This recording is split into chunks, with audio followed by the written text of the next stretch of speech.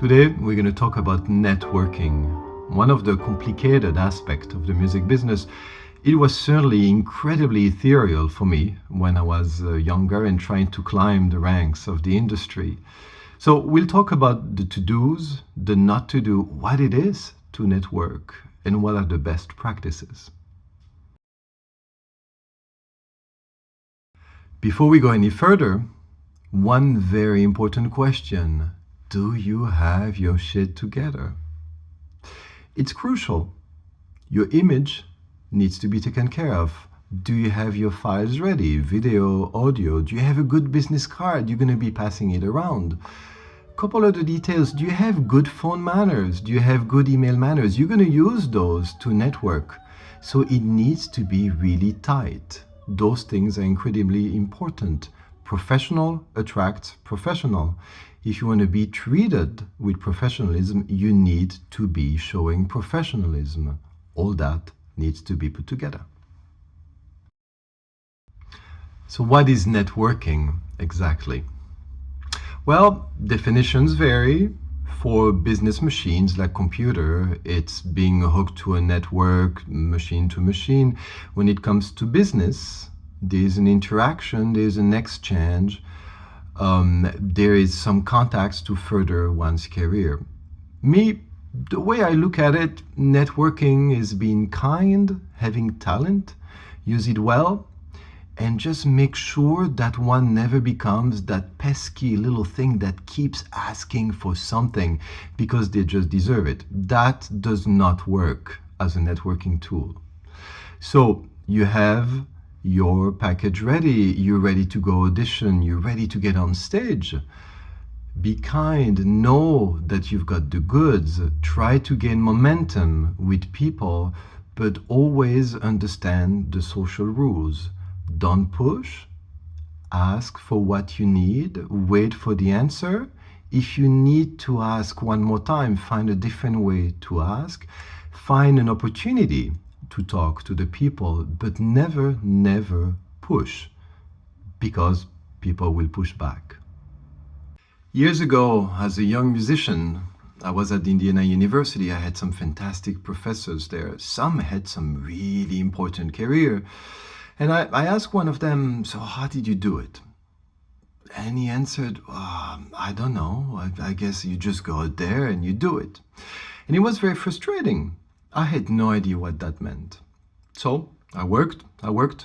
Eventually, I get to the Met, and there I meet some incredible musicians, singers and young artists, and it was a fantastic experience. Some of them I'm still very close friends, some of them are just great colleagues. And there I was allowed to work with a pianist called Margot Garrett. You might recall her. She played for pretty much everybody, but a lot of records with Kathleen Battle out there, basically. And when I asked Margot, how did you do it? She had a very simple answer. When she moved to New York, she said she did it all. There was nothing important or unimportant. She played in jails. She played in hospitals. She played at private parties. She played in big halls. She played everything. She played for free. She played for pay. Basically, she gained momentum by doing that. And that's what networking is momentum and visibility. Take everything seriously, everything that's going to build your craft, that's going to build that momentum, use it. There's nothing important, there's nothing unimportant. Everything is crucial. Do it all, be visible, contact people, don't push, wait for an answer, and if you don't get it, ask kindly. Again, never be impatient, but build that momentum and that visibility. A very important component of networking is social medias and digital platforms. Social medias are a great equalizer. You might have Samuel Ramey and some famous administrators and directors in your friends list and yet have never met them. Keep in mind that that does not allow you to interact with them as if they were friends. The same respect rules basically apply. So when you try to engage with those people, make sure that you start with a very soft like here and there. Don't go with a full opinion comment on their post.